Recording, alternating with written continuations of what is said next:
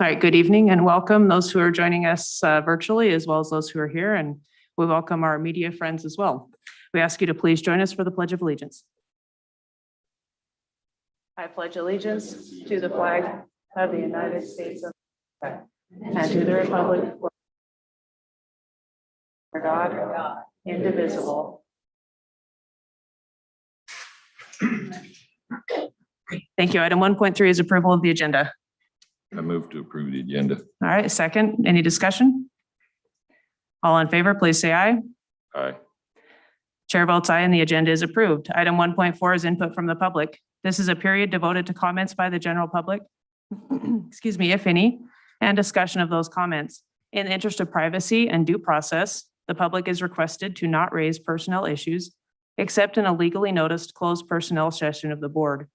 Comments are limited to 3 consecutive minutes. A speaker's time may not be reserved, divided, apportioned, or deferred. No action may be taken upon a matter raised under this item of the agenda until the matter itself has been included specifically on an agenda as an item upon which action will be taken. This is a non-action item. We will start with our first request. Andrew Baldwin.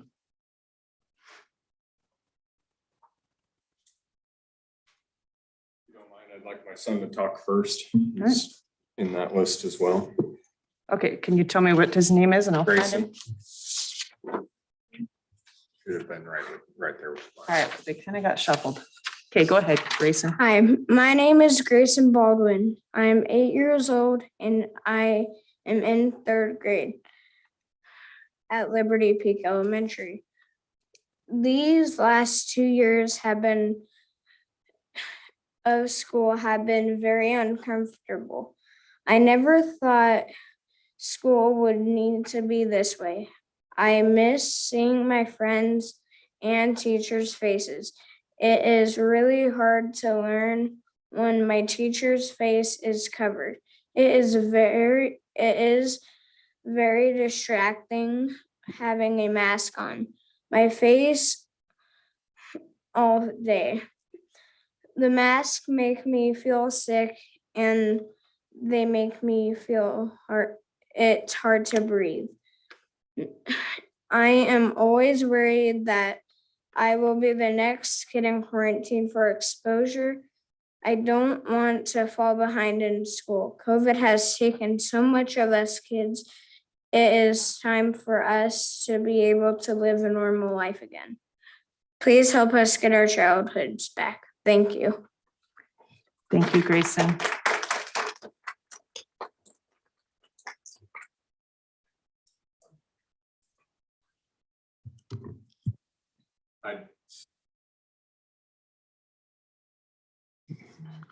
Okay. I'd like to start off by asking you guys to not be on your phones this time. Mr. Zander, you specifically. So we talked about what was going to happen with kids with allergies at school board meetings. And you guys assured us that our kids with severe allergies would not have an issue. My son, he's got severe allergies. He was sent to the nurse's office for coughing once. When he got there, the nurse wrote down on his little paper that he coughed and he had nasal congestion and that he had a sore throat. Well, the sore throat was false. He did cough one time and the kid can't breathe through his nose. Never has been able to.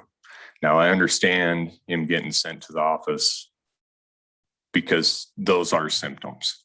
But when the parents call and explain this with documentation and that's still not accepted, and I have to completely lose my mind on the principal, the nurse, I called Mr. Zander's office, I called Putnam and had a meltdown on everybody because it's just not fair that our kids aren't being able to go to school.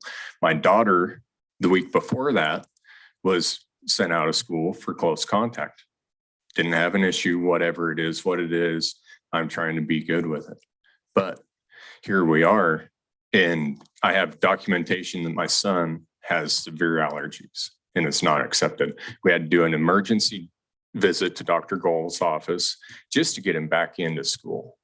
Now, I feel that this is all mental child abuse. There should be a lawsuit, and hopefully there will be. Talking with Putnam, he said, or his aide said, that you're the one driving all this. Now, I realize you just got in here, whatever, not my place, don't care.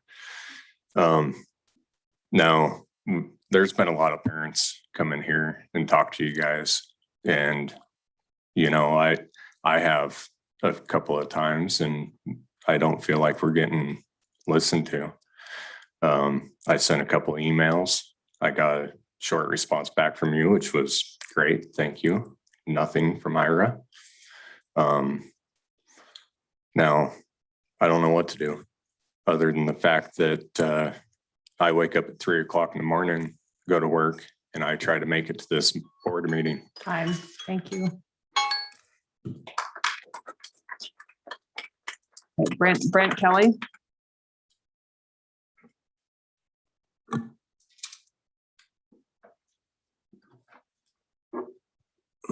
Kelly, father of two in Wells Elementary, one in Wells High School. I sat here a couple of times and I really wish the three that recently resigned were here because they were the only ones that gave a damn about our children. You guys could care less, and shame on you for that.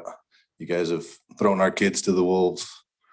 Like you said, my daughter just got sent home for quarantine, or she needs to be tested because she has allergies. It's a bunch of crud, and they're getting threatened and coerced by teachers. You guys have given them ammunition to go ahead and come after these kids and fearmonger them because they don't want to wear a mask. They're uncomfortable wearing masks, and they shame them publicly. I've had it. You guys don't deserve to be here, period. And I'm with him. I hope there is a class action lawsuit.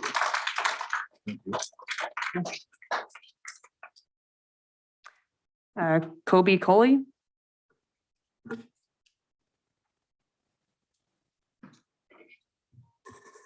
Hi, I just have a question for you. Is federal funding tied in any way to this mask mandate?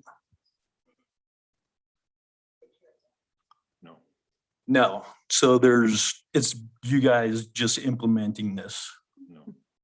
Where's it coming from? I'm trying to understand where the rules are coming from that is based off the CDC, which is a private corporation.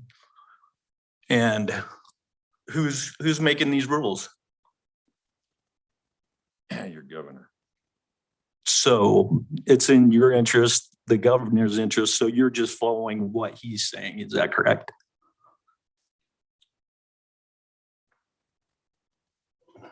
So there's no real reason, I mean, like Elko County can do what they want, right? Or is it a mandate's not a law? It hasn't been passed in legislation in the states, so. Has the same authority. Really, no. Please do not disrupt like that again, or I will clear the boardroom. Mr. Zander was giving a reasonable response that is actually what is correct.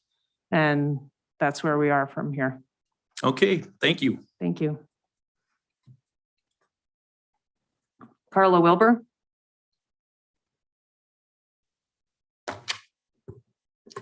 Carla Wilbur. I have two children at Mountain View Elementary in 3rd and 4th grade. Nice to see you guys. Looks like you're already kind of getting the heat. To follow up what he was just speaking on, so we know that you take orders from the governor, right? So as far as we're all concerned, if you're not a part of the resistance, you are complicit, okay? That's how we're looking at you. That's how the entire world is looking at everybody in leadership. And if the governor is the only person making decisions, I'm curious to know what exactly you do. What do you do? Because we've got kids on quarantine. We've got working parents that have no way of taking care of their kids when they're home. None of your rules make sense. There's no logic behind any of this. And if you actually think that any of this is about health and safety, you're out of your mind at this point. And I have nothing, like, we are so done with you and the school board and the district. And you say up here, learning for all, it's learning for those who are willing to follow the rules, and that's it. Unconstitutional, no sense, rules, mandates, you can call it whatever you want. It's wrong. It's wrong. And you're the ones that are gonna have to live with it. Thank you. Thank you. The Atkins?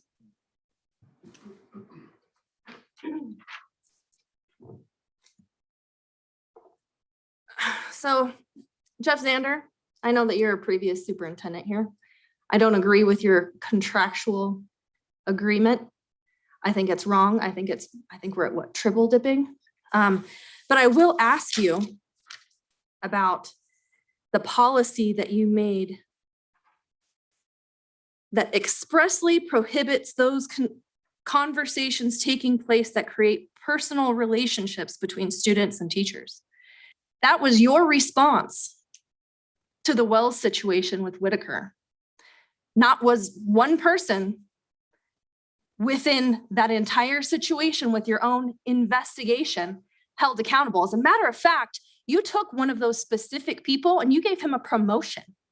And you moved him from the principal of Wells to the director of secondary education within this building.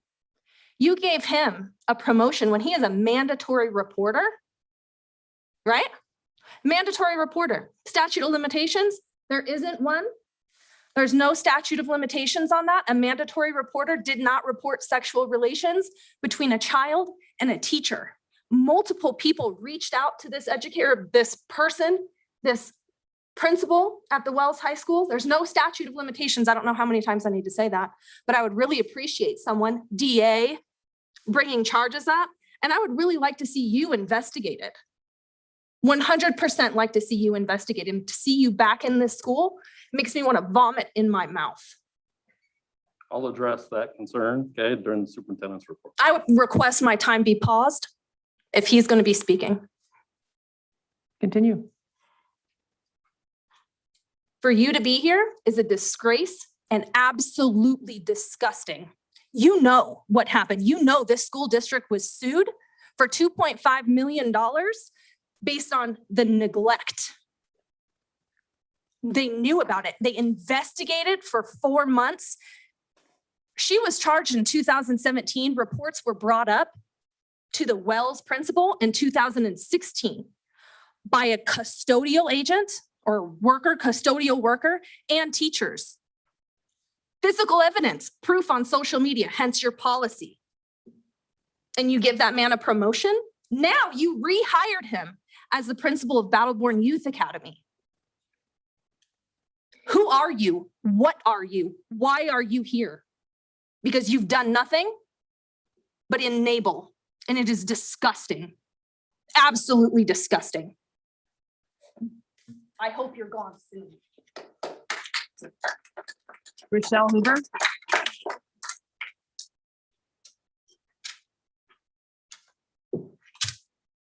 Well, school's been in session for just about a month now, and since the board never has a clue what's actually happening at the schools, here's a recap of what's actually going on. Fully vaccinated teachers who are COVID positive are still teaching in our classrooms, even though vaccinated people have a higher virus count and are more contagious than unvaccinated people. So essentially they're spreading and causing outbreaks, and everyone is standing around scratching their heads and blaming all the non-mask wearers, the masks that have zero effect and are proven to not filter viruses. Kids are being quarantined that have negative results after positive results when they have no symptoms. And we now know that only vaccinated people can be asymptomatic, but we don't test them. So why are we testing all athletes who aren't sick? Oh, that's right, because we're being told to by the corrupt government and the NIAA. Students are being threatened with expulsion for not wearing a mask. Parents are being told if their child does not wish to comply, they need to homeschool because online NNVA does not welcome students for non-compliance. That option is only for people quarantining. We have dropped so far from where we were. Children are being pitted against each other, and we have created nothing other than an unhealthy environment not suitable for learning. Just today, At Mountain View Elementary School, Mrs. Willis stood outside the principal and berated a 9-year-old child across the street for not having a mask on in public in front of everybody picking up their students. And that is unacceptable from any level of teaching at all. Their parents clearly sent that child up to that school to pick up their other sibling who's not freaking quarantining, by the way. And she waited across the street while she got screamed at. This is the environment that you guys have created for our children. And by the way, it would really be freaking nice if they could keep a clipboard of who's quarantining, I don't know, in the office, so that every parent with a quarantining child doesn't get called every single day wondering why their kids aren't at school. This is ridiculous. We have no method whatsoever. And we've been doing this for almost 2 freaking years. Get it together. I stopped coming to these meetings when the other 3 were threatened and forced out. It was made abundantly clear in an Elko daily interview that this district only cares about the money they get from the COVID relief acts. You don't care what the parents say. You don't care what the kids think. You don't care about anybody but the pocketbooks of the central office. They're going to make sure that we comply with the governor, aren't you guys? Or you're going to risk losing our funds. Dear Lord, what would you have done without the COVID money or without COVID at all? Apparently, we had no idea we were barely surviving out here and single-handedly making sure the plexiglass industry thrives. And on another note, little birdie told me that a recall Time. is being started for any board member Time. that Thank isn't you. up for re-election next year. Time. But if you need any advice, I'm sure you can call that Time, Rochelle. $1,000 a month Mercedes to- Mendy. and see what he said. He's not too Mercedes Mendy.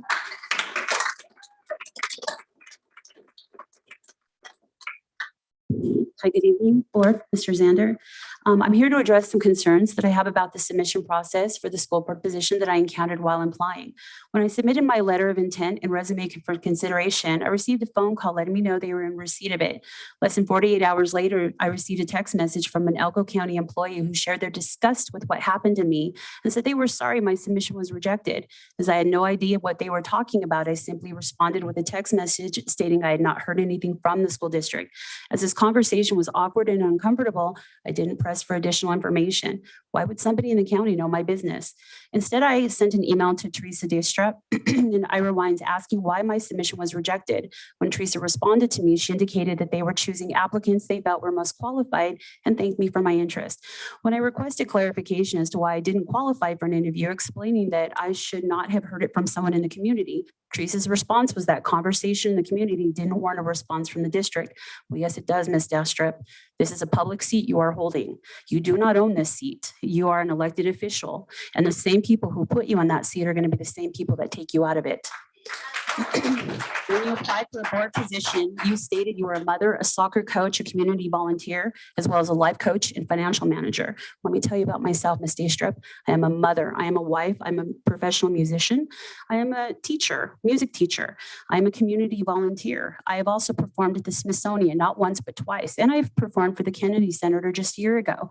I work full-time for an expert witness preparing complex medical reports, and I work part-time for a family law attorney.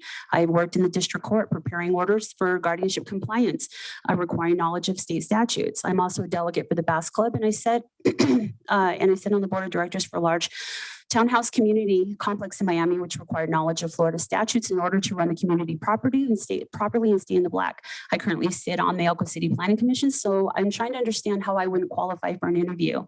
After going back and forth with no explanation, I rescinded my submission. Every single person who applied for this board position should have been interviewed without exception. What appears to be happening is some inappropriate cherry picking of applicants. One of the applicants who interviewed was already conflicted out the moment they applied. Another applicant I specifically remember from high school, and there are some serious issues which I cannot believe the school board would overlook. Knowing how these interviews have been conducted, coupled with my personal experience in this process, I have no faith in the school board going forward, not now.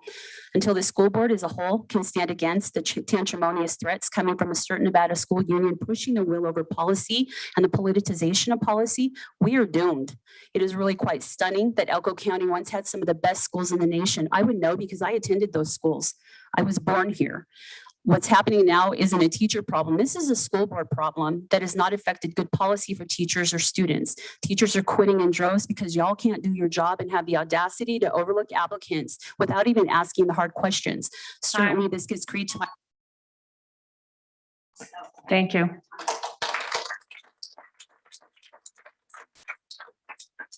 Hoffman? Gonna speak on 301? Okay, we'll have you speak on 301. Ira, would you like to read the one that was sent in? This was emailed in by Catherine Kelly. Hello, my name is Catherine Kelly, and I'm a resident of Spring Creek. I'm not able to make it tonight, but still wanted to make my voice heard. I wanted to let you know about a situation that occurred in our home. I understand that so much is out of the board's control, but I think you guys should still be aware of other families in your community and how they are dealing with the current situation.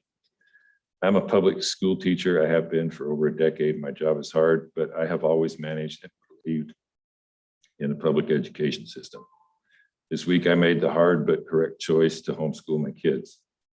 The plan that the board has approved does not provide a stable and emotionally safe learning environment for my kids. The constant changes with mask policy and staffing due to quarantines and exclusions have made my children into fearful and anxious children. I will not tolerate this. I understand that so much is out of our hands, but please do what you can to make a stable environment for our families that do have the option to homeschool and whose children are suffering emotional distress unlike anything that we see in most of our lifetimes. Thank you, Catherine Kelly.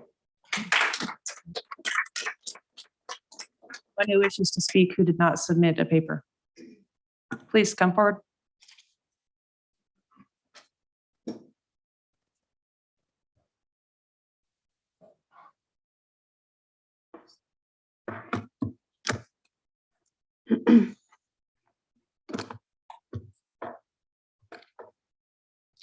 My name is Amanda Lake. My daughter attends Spring Creek Elementary.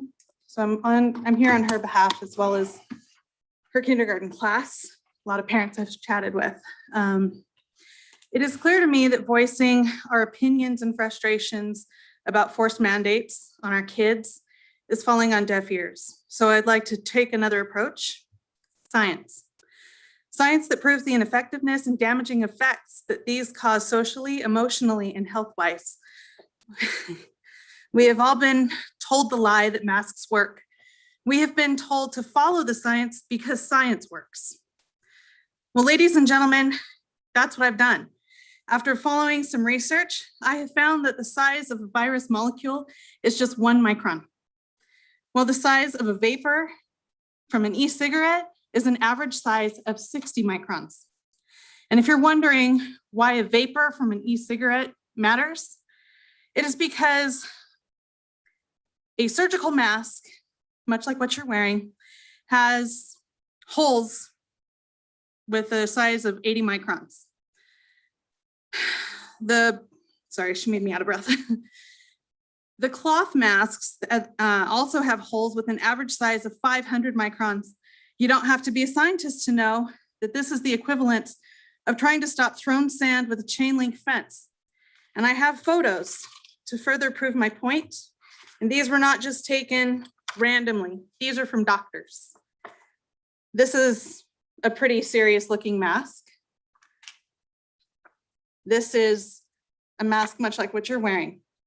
The vapor escapes. There's nothing stopping this vapor.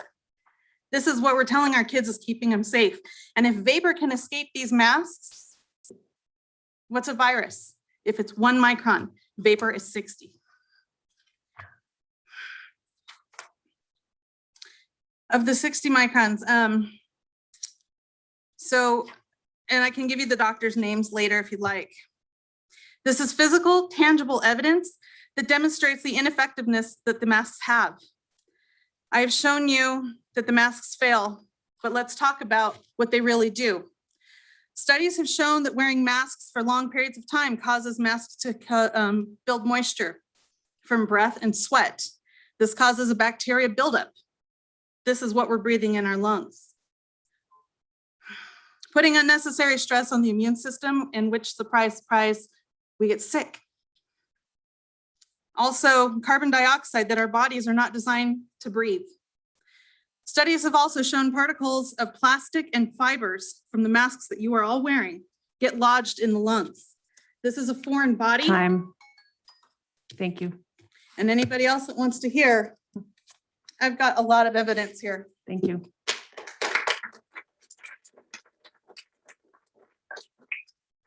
All right. Anyone else? Speech when they have to cut you off. Nope. Okay, no one else? We'll move on to item 2.1, our superintendent's report. We have. All right. You raised your hand, you looked at it. You looked right at me and then said. I would be glad for you to come up and take your 3 minutes, and then we will continue. Thank you. Right, and then you'll just move right on. Who gives a shit? You're welcome to leave, please. Thank you.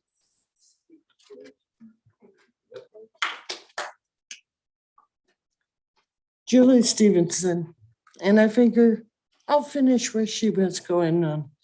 Not only do the masks hamper people's oxygenation, they hamper it so much that OSHA, who the supposed president has stated is going to go ahead and start making all these mandates for all these companies, it actually violates their own regulations.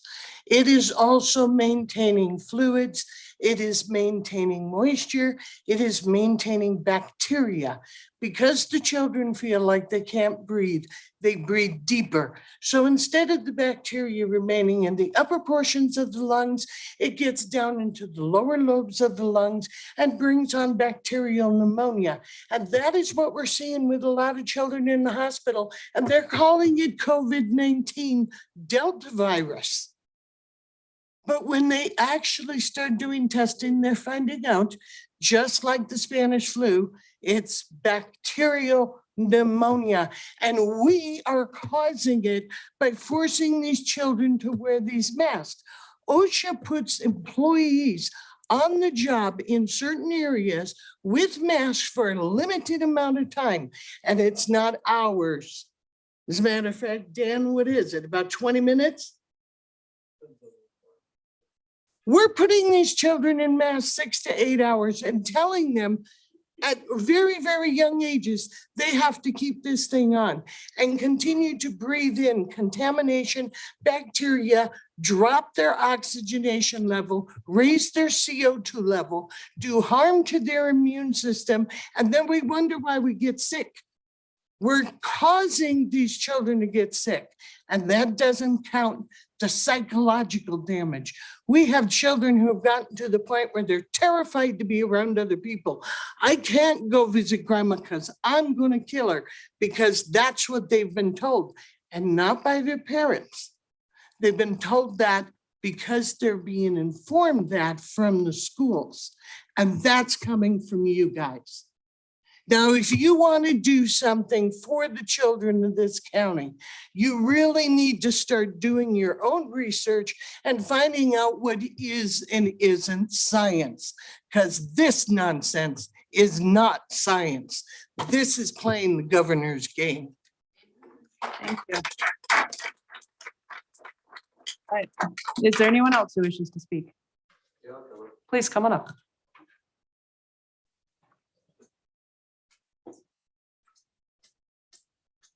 My name is Chance Heiner. My son goes to Mountain View Elementary. I'm sitting here listening to you guys. This is the first meeting I've ever been to, and hearing what my son tells me about his teacher and what he's telling me about the principal. I'm looking at this stuff and you guys claim that you're following the governor's orders. And I'm wondering at what point personal responsibility steps in and where you guys are going to do the right thing. We think that following orders and such is a defense, but we all have free will. And you guys don't follow the will of the people, it seems. And I wonder at what point you guys will be held personally responsible for your part in this. Amen. Thank you. Anyone else? Please come on up. My name is Kathy Christensen. I have no children in school, but I have grandchildren. I am just wondering how much Elko County School District received from the CARES Act from the governor. An answer? Cassie, can you, I'm not sure the total amount.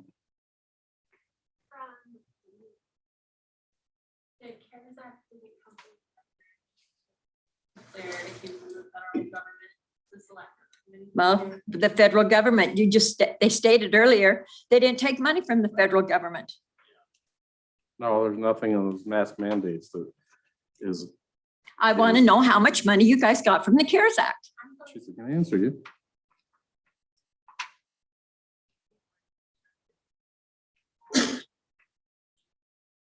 Now they'll kick me out.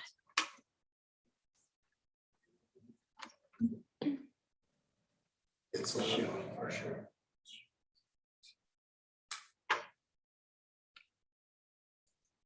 From the CARES Act ESSER one, we received $730,454. And where did that money go? I can tell you. We hired a transportation custodian to help with our buses to clean them because we knew that we had to put students in different seating arrangements. We put in a mental health contract to provide telehealth Mental health, because they have to wear masks and they're told that they're subhuman. This is for our students. And then we also provided PD for our teachers because we knew that they would have to teach online. We purchased PPE for the schools. We also purchased air purifiers for the nurses' rooms and then for the classrooms with kindergarten, first through third, and our special education classrooms. And then since we had to go distance learning, a large portion of the funding went to provide hotspots for our families that didn't have Wi-Fi and then also computers. So our students could have a laptop to take home. But why were they not in school? Our tax money pays for the schools, for the teachers, your wages. Why were they not in school? Why do you guys not get a backbone and stand up to the governor and tell him to kiss your ass? Thank you. I don't want to overlook anyone. All right, please come on up.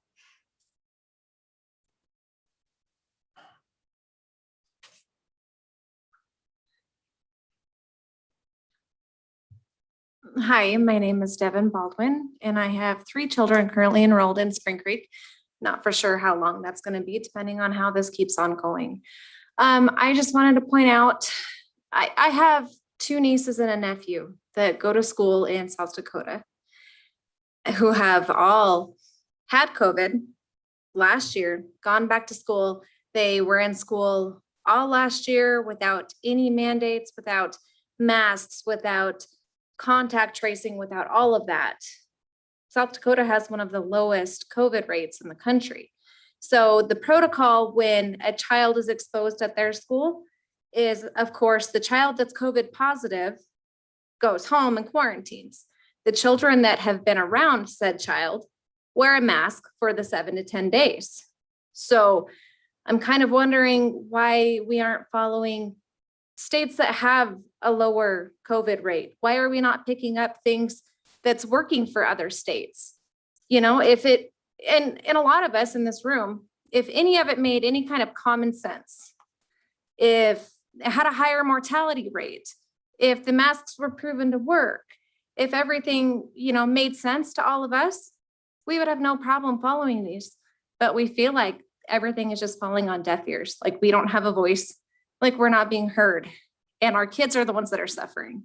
So I really hope that we can come together and maybe try to make a change, because my kids are suffering.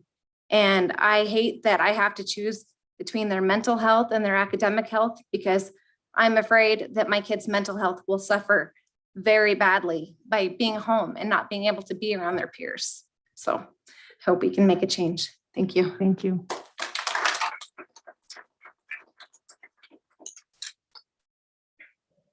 All right, we're going to move on to 2.1, the superintendent's report. If the board doesn't comply with the parents, the board will be replaced. You just remember that. We'll be the ones. that There's clear no the road. statute of limitations. He's also a mandatory reporter and didn't report it.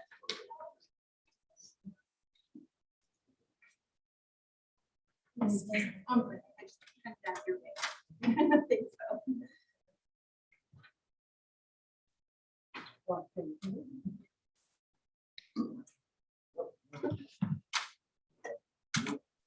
right, Mr. Zander. Okay, well, let me pull up that agenda item real quick.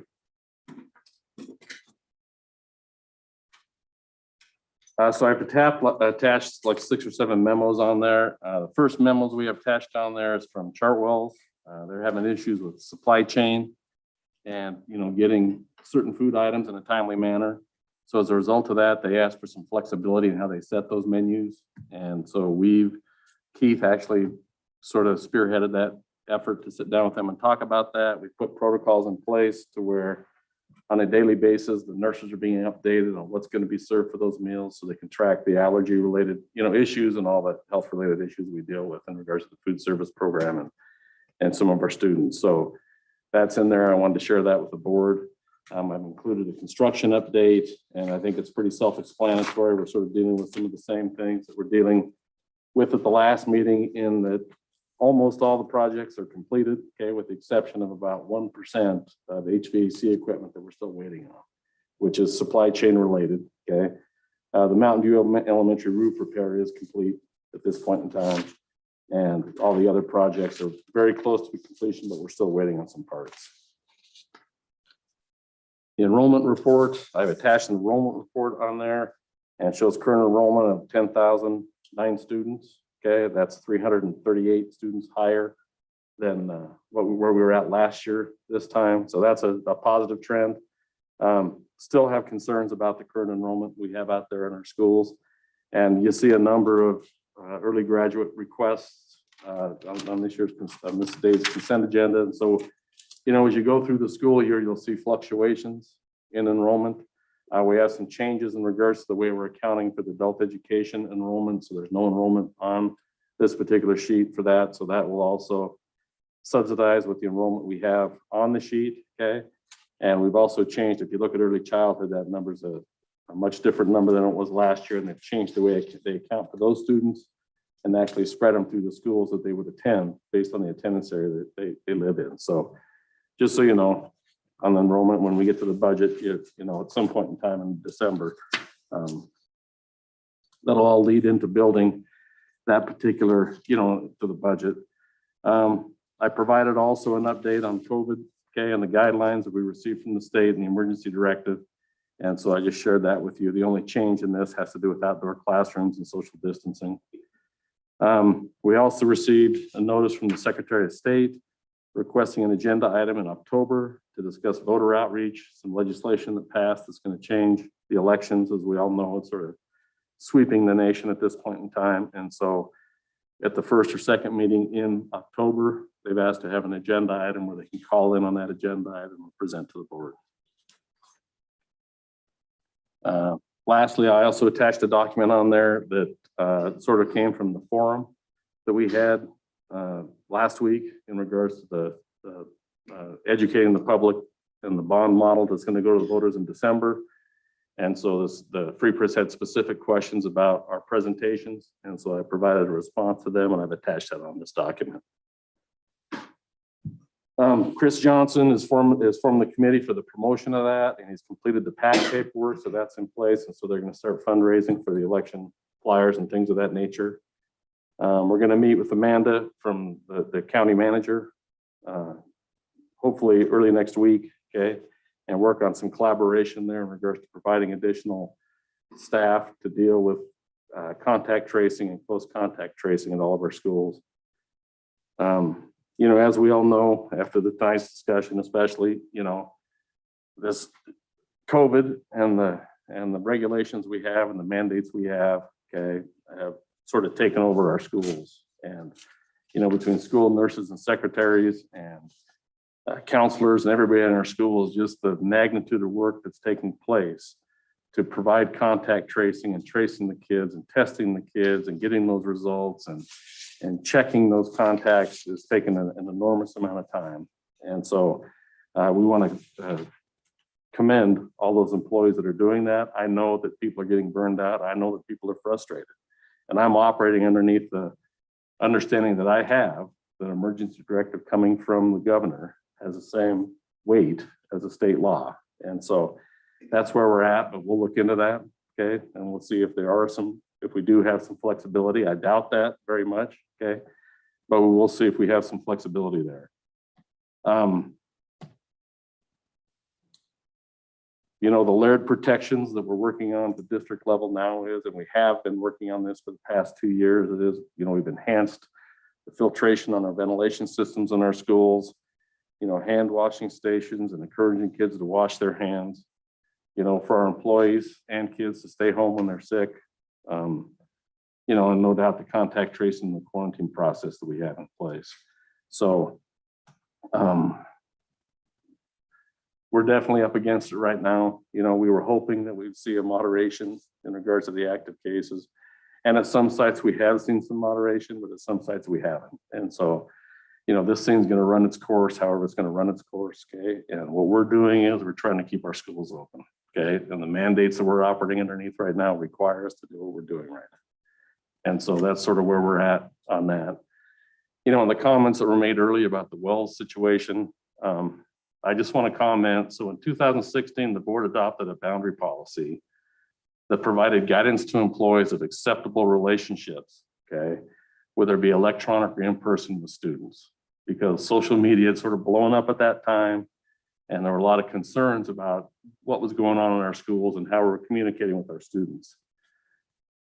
We were the first district in the state to adopt a boundary policy, okay? It came from our legal counsel, all right, who had received a presentation at an earlier date, okay, regarding that. And with that policy that went in place there, it not only talked specifically to the criteria and the type of relationships and what the rules were as far as the district was concerned, it also changed and made every employee in the Elko County School District a mandatory reporter, okay? And furthermore, it also changed the way mandatory reporting takes place, that you can't report to a colleague or somebody across the hall. You have to contact law enforcement, okay, or welfare. And so that was implemented in 16, okay? You know, I can't talk to the lawsuit, but I can promise everybody this, that settlement had nothing to do with negligence on the behalf of the district, okay? That settlement was an insurance settlement based on damages to students by a school employee, okay? But that being said, what took place over there was taking place for 7 or 8 years, okay? And that's horrible, okay? And to be honest with you, I retired 3 years ago because of Wells, okay? Because I couldn't believe when that really came down to it, okay, we had a bunch of people start pointing at central office. And to be honest with you, how would we know what was going on at that school over there? Now, I'm not saying it's all the employees of Wells' faults. I mean, we had an employee who was bad, okay? And, you know, that was a sad deal. It's still a sad deal. It breaks my heart to hear her say what she said about Wells and me and Chris. What took place over there was taking place long before Chris McEnany was ever over there, okay? And Chris McEnany was not to blame for a lawsuit, a settlement, or whatever went down. There was a systemic breakdown, okay, of what we do, okay, in regards to reporting something that we see that's inappropriate, okay?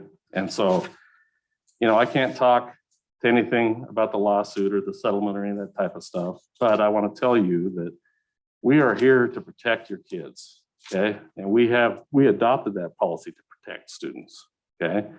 And to turn that thing around to make it look like I'm a mandatory reporter, or Chris is a mandatory reporter, or you're a mandatory reporter, Ira, okay? And you should be brought up on charges. That is ridiculous, okay? We had a bad thing happen in Wells over there, okay? We did everything in our power, okay, to try to rectify what was going on in Wells over there. Law enforcement was investigating that long before we were even aware that there was an issue going on over there. We did have some investigations that were sort of cursory to something going on over there, okay?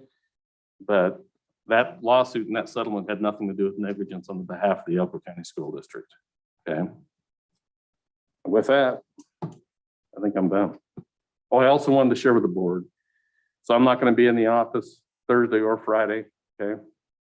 And then I'm not going to be in the office next Wednesday. So I know that the board is sort of in the process now of finalizing if you're going to do more interviews for the board seats, okay? And then the intent is that you will be appointing board seats at the meeting on the 12th of October. So I just wanted you to know I wasn't going to be here Thursday and Friday this week. That's it. And next Wednesday as well, he said he wouldn't Yes. be, okay. All right. Thank you. Ira, any questions for Mr. Zander? Nope. All right, I just appreciate the information. I know the supply chain issues are affecting everything from our food service to our construction to everything else. And, I appreciate the update with the free press questions, that response, so that people can better understand what's going on with the bond issue. In order to build facilities and maintain what we have, there has to be funding that comes from somewhere. So I appreciate that. And I appreciate the free press publishing that information and getting facts out to the voters so they can understand the facts and not just go on emotion. Anything else? All right, we'll move on to item 3.1, receipt, review, and possible approval of policy DHJ, suspension and debarment for possible action. Okay, so this is a policy regarding federal monies.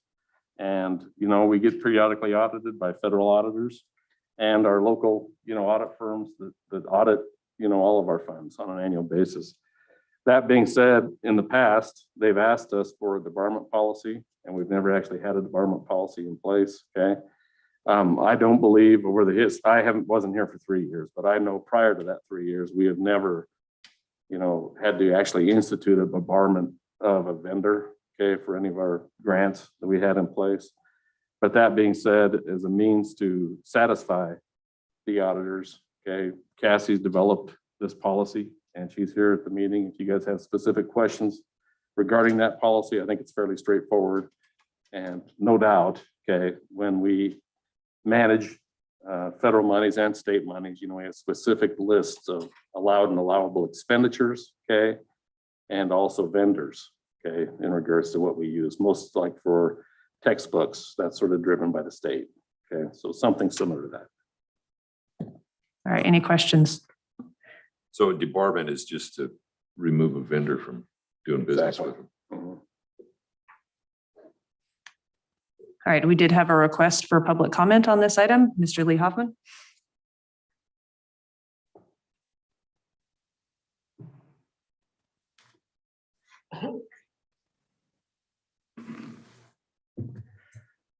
Thank you, President Dastrup and Trustee Wines. And thank you, Mr. Zander, because you answered a little bit of a question I was going to ask at the start of this discussion, which wasn't clear at all how this came to be on your agenda. And that process isn't really what concerns me. I know you are going to be in a position where you feel like you have no choice but to adopt this policy. I guess I just really want to make a point for anybody who will listen that this is one of those ways in which the tendrils of the federal government just extend their control into every moment of our life. And you have the www.sam.com website that you're going to have to go to. And at some point in time, with our current president mandating vaccines for any public or any federal contractors, at some point in time, some faceless, nameless bureaucrat is going to put somebody on that list because they don't require all their employees to be vaccinated. Or maybe they will put somebody on that list because when a customer walks into their front office, they don't ask them which pronoun they prefer to be called by. I know it talks about fraud and violation of federal law, but these things always creep insidiously. This is one of those things that is much less obvious when this is on the agenda than some of the other things. This is all about control of our lives. And you may not feel like you have a choice about adopting this. Maybe you do. That's really all I wanted to say. Thank you. Thank you, Mr. Hoffman. All right, Cassie, would you like to address some things for us, please?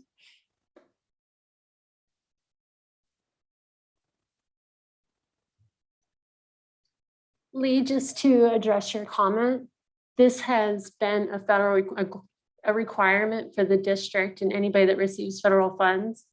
And I copied it pretty much from the CFR of the code that was there. So we've already been having to follow this. What I did here was to create the policy so that way when we get audited, instead of having to write this every single year or twice a year, I automatically have the document and then I can just refer them to our board of docs. All right. Thank you, Cassie. Any other questions? I move to approve policy DHJ. All right, a second. Any discussion? All in favor of approval, please say aye. Aye. Chair votes aye, and policy DHJ is approved. And Cassie, thank you for the clarification on that. Item 3.2 is receipt, review, and possible approval of a resolution to permit temporary interfund loans from the general fund to the state funds, special education fund, federal funds, and the food service fund, and resolution to permit temporary interfund loans from all other funds to the general fund for possible action. That was a mouthful. Mr. Zander, go ahead. This is an annual process that we have to do. We have to approve resolutions, okay, for the audit in the future year. So this is for the FY22 audit report. And the intent behind that is when you operate the number of funds that we operate in governmental accounting, okay, in the school districts, so we probably have 50 to 60 funds, okay. The cash is pooled, all the cash is in one bank account, okay. So you have situations where you'll have, you know, a positive cash balance and a listing of all the cash in all your accounts. Well, many times, like with grants and things of that nature, the timing of when you get the actual grant money, okay, might be further out than when you actually start spending that money, okay? Or vice versa. You could have a significant amount of grant money, okay? And you could not have not received your local school support tax checks or a check from the DSA on the general fund side. So anytime you have pooled cash out there, you have to pass two resolutions. One that reflects funds receiving cash, okay, on a short-term basis from the general fund until that money is received, okay? And then the other side of that is the general fund receiving money from those other grant funds, okay, or health insurance or whatever it might be, on a temporary basis until their revenues come in. Probably a good clarification on that right now is that has nothing to do with pay-as-you-go and capital project funds. Okay, pay-as-you-go and capital project funds are maintained at the county. Okay, so those aren't used at all in regards to the pool of cash of the Elko County School District. Thank you. Any questions, Ira? No, I move to approve. All right, second. Any other discussion? All right, all in favor, please say aye. Aye. Chair votes aye, and those are approved. Item 3.3 is receipt, review, and possible approval of resolution to reserve portion of the general fund ending fund balance pursuant to NRS 3918.455 for possible action. This has to do with legislation that came out, I believe it was 4 or 5 years ago, it's before I retired, and it has to do with reserving some fund balance in lieu of, so you have that money available for pay raises.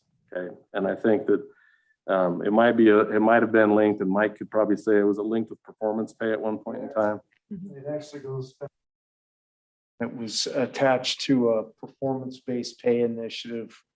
I'm guessing maybe back as far as 8 years. And we've been unable to negotiate and develop a program that is viable, but you're still required to set the money aside. So that being said, we've been reserving $250,000 annually. Okay, it's not there to set aside to say you could provide a 1% raise to every employee. Okay, it would just be to a certain percentage of employees, and so that is sort of the criteria we've used. We started off with 250. Jerry did years ago, and we've still maintained that until that statute changes. So we have to have a resolution that allows the board to reserve that portion of ending fund balance. And how's that tied with the new funding formula where 16% of the? So that's a really good question. So I think that's going to come up when the state makes the final clarification on exactly what is going to be swept from ending fund balance. Okay? The recommendation that came from the Commission on Funding said that it could only be unreserved fund balance, okay? They sort of changed the definitions of fund balance now, where you don't really have a reserved or unreserved, unassigned, assigned, committed, uncommitted. You know, there's like 6 different categories now. So this would definitely be a reserved portion that would be protected from being swept. Okay, I would believe statutorily, because you've chosen to restrict it. Okay. But that'll be a good question, because I think that's one more factor they're going to have to deal with when they make that final determination. I don't think there's a district in the state that has a 16%. Yeah, except for Eureka. Well, Eureka and there's probably half a dozen of them. I mean, some Lander and Eureka, I'm not sure. I don't think Humboldt is, but we had some I-80 corridor schools that had been receiving net proceeds for a period of time that had pretty substantial ending fund balances. I'm not sure about 16.6, but I'm pretty certain that Eureka and Lander both have 16.6. Mhm. Right, any other questions? I move to approve resolution to reserve a portion of the general fund ending fund balance pursuant to NRS 391A.455. Second. Any other thoughts? All right, all in favor, please say aye. Aye. Chair votes aye, and that resolution is approved. Item 4.1 is our consent agenda. I move to approve the consent agenda. All right, second, any discussion? All in favor, please say aye. Aye. All right, chair votes aye, and the consent agenda is approved. Item 5.1 is a report from our NASB director. Last meeting, Matt asked about the training on the 11th. If it was virtual, it's all in person. The day before the convention starts. Thank you. Yep. That's all I have. Okay. All right, well, we will move on to item 5.2, items from board members. Do you have anything else, Ira? No, it's All right. unfortunate that the people don't stay for the rest of the meeting. I agree. One of the questions I was going to ask is, you know, we've got 28 days that these kids are going to be in masks, and then we're going to reevaluate. And I think we've got some schools that we're creeping up on that. Do we know how that's looking, and who does that final evaluation Well, on the 28 days? It's our understanding that that happens by the local health official. They make that final decision. You know, you can look through the guidance that we've received, and, you know, the superintendent's name is thrown out there in some instances, but our understanding is it's a local health official. We're meeting with the state epidemiologist weekly in regards to tracking clusters that we have in some of our schools and mainly elementary classrooms. Okay. That being said, you know, it's pretty crazy how much the numbers can change just from 3 to 4 days. And, you know, Wendover, of all of them, Wendover has 0 active cases in the school over there. But that being said, you know, every school in the Elko County School District has mandatory masks in place, with the exception of Sage and Jackpot. I think at this point in time, I think everybody else is masked up. You know, we met with the tribe last week up in Hawaii, and they requested a hybrid model up there. And so we have a hybrid model up there. It was their intent to do that because they feel that they have a number of multiple generational families that live together up there. And by having the hybrid model, it allows one more cleaning of the school during the day, you know, in between those elementary sessions. So we did, you know, we allowed them to do that and work through the administration up there and set the schedule up and got that taken care of up there. You know, like I said before, we're doing everything in our power, okay, to try to keep our schools open and still maintain, you know, compliance, okay, with the directives that came down from the governor's office. And so that's sort of where we're at. We'll know Thursday morning, okay, I think is when the dashboard will be updated. We also have issues because we can provide you numbers on a daily basis, but the state has asked that we not do that, okay? So it doesn't contradict the numbers on the dashboard when they come out once a week. So we have some sort of general guidelines, okay? And I've, you know, to be honest with you, the central office nurses have been so busy being out in the schools, helping those nurses with contact tracing, okay? That whereas before, earlier, you know, in the school year, I was getting daily updates on case numbers and things of that number, or that issue, okay? So now we're not getting those as regular, but no doubt Wednesday, we're gonna definitely update the state dashboard, okay? And I'll try to get those numbers to you guys to share those numbers with you so we have an idea, okay, of sort of where we're at and what the trends we have in place. We saw, Spring Creek High School drop down and we thought, this is looking much better, okay? And then we'll see a little spike here and there. And so, the two big schools, okay, have remained relatively close to where they were originally. We don't have near as many kids that are quarantining now than we did earlier, okay? Just sort of a different group of kids that we're sort of dealing with now. So we're hoping, okay, and I'm hoping and praying, okay, that tomorrow when we see those numbers that we do see some moderation, okay? When I do meet with Amanda from the county, I'm planning on seeing if Dr. Putnam can be there so we can have some conversations with him because I've never met Dr. Putnam. I've never had an opportunity to discuss that with him. So at that point in time, hopefully we do that, and I'll keep both of you in the loop in regards to where we're at on that. Thank you.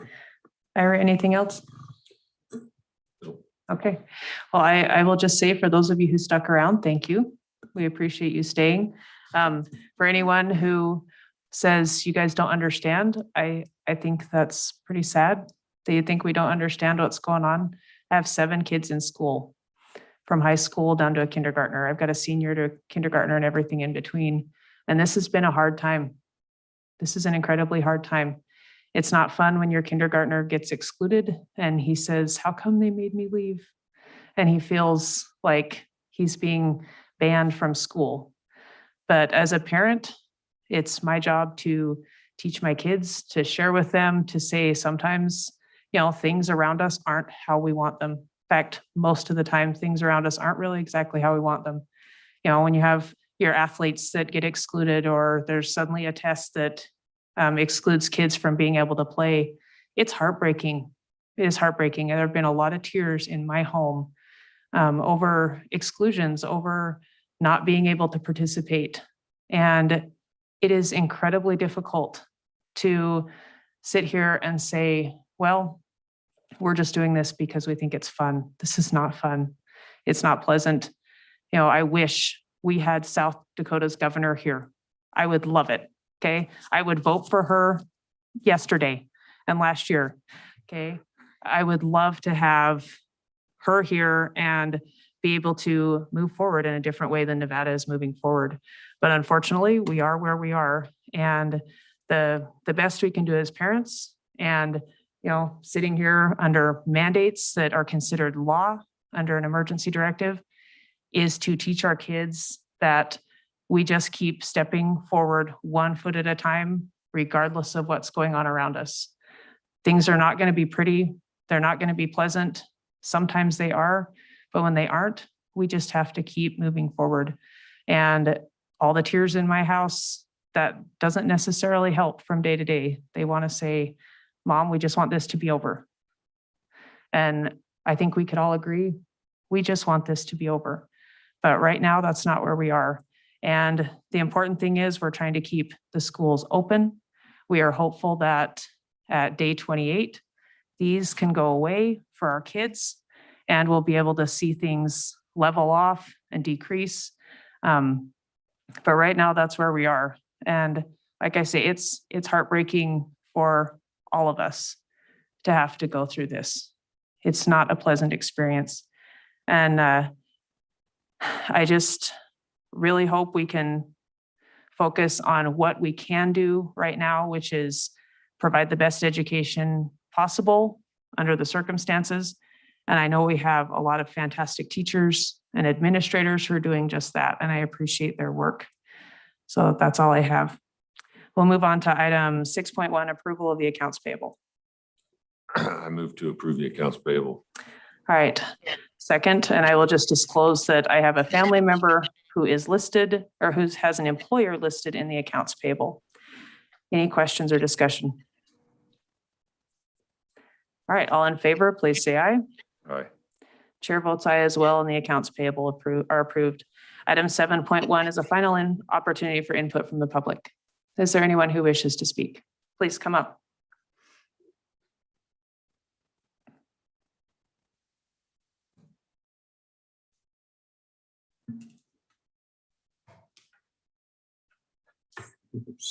Lynn Hoffman from Elko.